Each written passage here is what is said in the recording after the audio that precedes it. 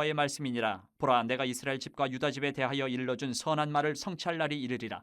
그날 그때에 내가 다윗에게서 한 공의로운 가지가 나게 하리니 그가 이 땅에 정의와 공의를 실행할 것이라. 그날에 유다가 구원을 받겠고 예루살렘이 안전히 살 것이며 이 성은 여호와는 우리의 의라는 이름을 얻으리라. 여호와께서 이와 같이 말씀하시니라. 이스라엘 집에 왕위에 앉을 사람이 다윗에게 영원히 끊어지지 아니할 것이며 내 앞에서 번제를 드리며 소제를 사르며 다른 제사를 항상 드릴 레위 사람 제사장들도 끊어지지 아니하리라 하시니라. 여호와의 말씀이 예레미야에게 임하니라. 이르시되 여호와께서 이와 같이 말씀하시니라. 너희가 능히 낮에 대한 나의 언약과 밤에 대한 나의 언약을 깨뜨려 주야로 그때를 잃게 할 수 있을진데 내 종 다윗에게 세운 나의 언약도 깨뜨려 그에게 그의 자리에 앉아 다스릴 아들이 없게 할 수 있겠으며 내가 나를 섬기는 레위인 제사장에게 세운 언약도 파할 수 있으리라. 하늘의 만상은 셀 수 없으며 바다의 모래는 측량할 수 없나니 내가 그와 같이 내 종 다윗의 자손과 나를 섬기는 레위인을 번성하게 하리라 하시니라. 여호와의 말씀이 예레미야에게 임하니라. 이르시되 이 백성이 말하기를 여호와께서 자기가 택하신 그들 중에 두 가게를 버리셨다 한 것을 내가 생각하지 아니하느냐. 그들이 내 백성을 멸시하여 자기들 앞에서 나라로 인정하지 아니하도다. 여호와께서 이와 같이 말씀하시니라. 내가 주여와 맺은 언약이 없다든지 천지의 법칙을 내가 정하지 아니하였다면 야곱과 내 종 다윗의 자손을 버리고 다시는 다윗의 자손 중에서 아브라함과 이삭과 야곱의 자손을 다스릴 자를 택하지 아니하리라. 내가 그 포로된 자를 돌아오게 하고 그를 불쌍히 여기리라. 예루살렘이 멸망한 이유는 우리가 계속 반복해서 이 말씀 가운데 나오는 그 이유가 유다 백성이 하나님과 맺은 언약을 어겼기 때문에 예루살렘이 망한 겁니다. 여러분, 언약이라는 거, 약속이라는 것은 또 이 계약이라는 것은 양쪽이 있어야 돼요. 서로 합의하에 언약을 하는 겁니다. 그런데 어느 한쪽이 이 언약을 어기면 이 언약은 그냥 폐기가 되기 마련이에요. 양쪽이 같이 지켜야 언약이 이루어지는데 어느 한쪽이 약속을 어겼다. 그럼 이 약속은 없어지는 게 되어버리는 겁니다. 폐기가 되는 거예요. 당연히 지금 하나님과 유다 백성 사이에 맺어진 언약이 유다 백성이 이 언약을 어겼어요. 그러면 다 폐기되는 거죠. 그런데 하나님은 놀랍게도 이 말씀을 계속 예레미야서를 읽으면서 묵상하면서 우리가 발견하게 되는 것이 그럼에도 불구하고 하나님은 그 언약을 기억하고 지키고 계신다. 한쪽이 유다 백성이 언약을 지키지 않고 폐기해버렸는데도 어겼는데도 불구하고 하나님은 그 언약을 계속해서 지키고 계신다는 거예요. 그래서 오늘 본문 말씀에서 한 번 더 그 언약의 어떤 부분인지 하나님께서 어떻게 지키고 계신지 그러면 나는 어떻게 하지? 라는 이 고민을 하면서 묵상을 우리가 하면 좋겠습니다. 먼저 14절에서 18절 말씀을 보면 하나님은 사무엘 하에 약속하신 것을 그대로 기억하고 계세요. 사무엘 하에 어떤 약속이 있느냐? 다윗의 왕조가 계속 이어질 거다. 영원할 거다. 이 약속을 사무엘 하에서 얘기를 하셨어요. 그런데 오늘 이 예레미야서에 와서 보면 유다의 마지막 왕조였던 시드기야 왕으로 끝나버려요. 하나님의 약속이 끊어진 것 같아요. 그런데 여기서 여러분 시드기야라는 이름의 뜻이 뭐냐면 하나님의 공의라는 뜻을 가지고 있어요. 하나님의 공의, 시드기야라는 이름의 뜻이 그래요. 그런데 이 왕에서 왕조가 끊어져 버렸어요. 아이러니하게도 이 시드기야 왕의 그 모든 행사를 보면 그에게서 의인은 찾아볼 수가 없어요. 악함만 있었어요. 이름하고 정반대로 살았어요. 그런데 하나님은 오늘 15절, 16절에서 뭐라고 말씀하십니까? 그럼에도 불구하고 하나님은 15절에서 다윗에게서 한 공의로운 가지가 나게 하겠다 라고 하시면서 16절에 이어서 예루살렘은 여호와는 우리 의라 부를 것이다. 계속해서 공의를 강조하세요. 그리고 나서 17절, 18절에서는 하나님의 약속하신 대로 다윗의 왕조가 끊어지지 않고 왕뿐 아니고 제사장 역시도 끊어지지 않게 해주겠다. 약속을 계속 이어가시는 거예요. 정말 이름만 하나님의 공이고 하나님 앞에서 전혀 의롭지 않았던 그 시드기야 왕은 하나님께서 제거하시고 그 자리에 직접 하나님께서 공의의 왕을 세우실 것이다. 이 약속이 어떻게 이루어졌습니까? 예수 그리스도께서 오심으로 이루어졌어요. 예수님은 당신의 삶과 죽음, 부활과 승천, 재림과 심판 이것으로 하나님의 공의를 실현시키시는 거예요. 말 그대로. 그렇기 때문에 예수 그리스도를 머리로 모신 우리 교회에서 하나님의 약속은 먼저 이루어집니다. 무슨 약속이요? 회복의 약속. 교회가 회복되고 회복의 약속이 이루어진 후에 그 교회를 통해서 온 세상에 하나님의 이 회복의 약속이 베풀어지는 거예요. 확장돼 가는 거예요. 여러분, 하나님의 말씀은 반드시 성취됩니다. 왜? 약속을 지키시는 하나님이시기 때문에. 유다가 약속을 어겼음에도 하나님은 그 약속을 계속 지키세요. 한 번 약속을 맺으시면 반드시 지키시는 분이십니다. 그렇게 어떻게 지키시느냐? 19절에서 22절을 보면 창조의 말씀을 하시면서 그 약속을 얘기하세요. 이게 무슨 말이냐? 바벨론의 침략으로 예루살렘이 파괴된 다음에도 그 보면 이제 왕이 없어졌어요. 하나님의 약속은 다윗의 왕이 영원하리라 그랬는데 이제 포로로 잡혀갔으니까 왕위가 뚝 끊어진 겁니다. 뚝 끊어진 거예요. 그럼에도 불구하고 하나님께서는 여전히 다윗과 맺은 언약을 내가 지키겠다라고 선언을 하세요. 지금 포로로 잡혀가서 아무것도 없는데도 불구하고.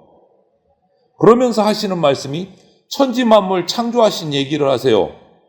천지 만물을 하나님이 창조하셔서 해, 달, 별들이 하나님이 정하신 약속 법칙대로 지금도 움직이고 하고 있다. 지금도 움직이고 있다. 이것은 하나님께서 우주 만물을 창조하시고 맺은 언약이에요. 달은 달대로 움직이고 해는 해대로 움직이고 별은 별대로 움직이고 이거 하나님의 약속을 그대로 지키고 계신 거예요. 지금도. 그렇기 때문에 아침이 되면 동쪽에서 해가 떠오르고 저녁이 되면 서쪽으로 지고 대신 달이 떠오르는 거. 이거 하나님의 신실한 약속 때문이에요. 변함없이 계속되고 있잖아요. 이 하나님의 신실하심이 사라지지 않는 한 다윗과 맺은 하나님의 언약은 무너지지 않을 것이다. 라고 오늘 20절, 21절에서 다시 한 번 더 확신하시는 거예요. 그러면서 덧붙여서 다윗의 자손과 레위인을 더 번성하게 하겠다. 요 말씀을 하시면서 창세기에서 아브라함과 하셨던 그 약속의 표현을 또 한 번 쓰세요. 아브라함과 했던 약속의 표현이 뭡니까? 잘 아시잖아요. 하늘의 별과 같이 바다의 모래같이 너희 자손을 많게 해주겠다. 그 비슷한 표현을 오늘 또 쓰시는 거예요. 여기서 또 쓰시는 거예요. 22절에 보면 하늘의 만상은 셀 수 없으며 바다의 모래는 측량할 수 없나니 내가 그와 같이 내 종 다윗의 자손과 나를 섬기는 레위인들을 번성하게 하리라. 아브라함에게 하셨던 그 약속의 표현을 오늘 여기 와서 또 쓰시는 거예요. 이 언약은 하나님의 약속이 계속 이어지고 있다는 그 표현인 거예요. 사람은 어기지만 하나님은 한 번 하신 약속을 계속 지키고 계신다. 그리고 예수 그리스도를 통해서 그 약속이 완전히 이루어진다라는 표현이에요. 그래서 예수님이 다시 오시면 세상이 하나님의 영광을 보게 된다. 지금까지 그 약속을 지키고 계세요. 이제 그 약속의 완성이 딱 하나 남았어요. 예수님의 재림. 그거 하나 남았어요. 그리고 재림하셔서 하나님 오른편에 앉으시고 영원한 왕, 영원한 대제사장으로 되시다가 이제 재림하셔서 심판하시면 그 약속이 이루어지는 거예요. 여러분, 베드로전서 2장 9절에 보면 우리 믿는 성도들을 향해서 이렇게 말씀하셨어요. 예수님 믿고 하나님의 자녀가 된 사람들은 모두 왕 같은 제사장이다. 이렇게 표현을 들어보신 적 있으시죠? 왕 같은 제사장이다. 예수님이 하나님 우편에 앉으셔서 왕이 되시고 대제사장이 되셨어요. 그리고 예수님을 믿는 우리를 왕 같은 제사장이다. 이렇게 표현하셨어요. 그리고 나서 요한계시록에 가면 이런 말씀이 있어요. 베드로전서에서 우리를 왕 같은 제사장이다 말씀하시고 요한계시록에 가면 7장에 가면 예수님 다시 오시는 날 모습을 이렇게 그려요. 각 나라와 족속과 백성과 방언에서 나온 아무도 능히 셀 수 없는 큰 무리가 뭔가 비슷하죠. 아브라함에게 하셨던 말씀. 그리고 나서 우리 하나님 앞에서 나라와 제사장들이, 이것도 또 어디서 많이 들은 말씀이죠. 왕 같은 제사장들이 그렇게 되어서 땅에서 왕노릇 할 것이다. 계시록에서 이렇게 말씀하세요.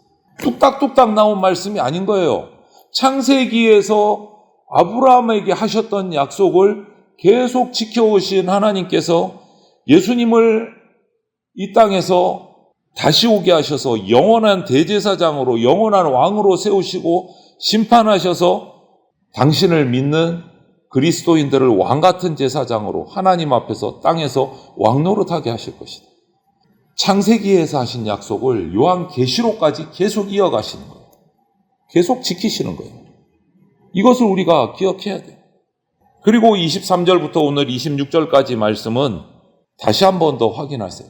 우리 항상 듣는 말씀 있죠? 약속에 관해서 들을 때 오늘 예레미야서에서도 반복됐어요. 나는 너희 하나님이 되고 너희는 나의 백성이 되리라. 이 말씀도 많이 들어보셨습니다. 이것은 하나님이 약속을 하실 때 사용하시는 전형적인 말씀이에요. 문구예요. 이스라엘과 유다를 내 백성이다 라고 오늘 말씀하시면서 언약이 폐기되지 않았다라는 것을 다시 한번 강조하세요.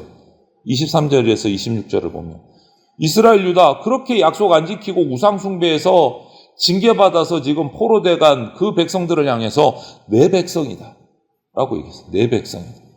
24절 보니까 주변의 나라들은 북이스라엘 남유다를 하나님이 버리셨다 라고 이렇게 그들을 조롱하고 멸시하는데 25절 26절에 가면 하나님은 내가 반드시 다윗 왕조를 다시 회복시키고 바벨론에 포로된 내 백성들을 다시 돌아오겠다라고 선포를 하세요. 누가 봐도 망해버린 나라, 국토도 다 빼앗기고 성도 다 무너지고 대적들에게 잡혀서 포로로 다 가서 완전히 사라진 나라, 그런 나라임에도 불구하고 하나님은 자기 백성 이스라엘 부끄러워하지 않고 버리지도 않으시고 그들과 맺은 언약을 폐기하지도 않으시고 다시 살리겠다라고 선포하시는 거예요. 이것이 약속을 지키시는 하나님의 진짜 모습이에요. 우리가 세상을 살면서 실수도 하고 어리석은 선택을 할 수도 있습니다. 그래서 정말 어려운 처지에 놓일 때도 있고 어떨 때는 정말 죽고 싶다라고 하는 말이 생각이 날 정도로 괴로운 일이 생길 때도 있습니다. 그럴 때 우리는 떠올려야 될 약속이 있어요. 나는 이렇게 엉망으로 살았지만 하나님은 나를 아직도 버리지 않고 약속을 지키고 계신다. 이것을 기억해야 돼요. 하나님은 나를 포기하지 않으셨다. 당장 현실은 절망적일 수 있고 괴로울 수 있지만 나를 절대 결코 버리지 않으시는 그 하나님이 나를 회복시키신다. 이 믿음을 가져야 돼요. 현실을 직시하되 절망적인 부족한 현실을 직시하되 하나님이 주신 약속은 잊지 않고 붙들어야 됩니다. 주님 우리를 결코 버리지 않으십니다. 오늘 아침에 조금 있으면 이제 해가 떠오르는데 동쪽에서 이 사실을 우리가 확신하고 의심하지 않는다면 해를 제때 떠오르게 하시는 그 하나님이 당신의 백성, 저와 여러분이 어떤 어려움에 있어도 반드시 회복시키신다라는 것을 믿어야 돼요. 기억하셔야 돼요. 회개할 것이 있으면 반드시 빨리 자복하고 회개하고 스스로가 바로 잡아야 할 것이 하나님 말씀 앞에 바로 잡아야 할 것이 있다면 어떤 대가를 치르라도 바로 잡으십시오. 그러면 하나님께서 자비를 구하는 우리에게 용서하시고 회복시켜 주십니다. 그것이 하나님의 약속이 있어요. 이 사실을 우리가 믿고 하나님의 약속을 믿고 저와 여러분들이 주님을 믿고 그 약속을 붙들고 살아가는 그런 복된 백성들이 다 되시기를 주님의 이름으로 축원을 드립니다. 아멘.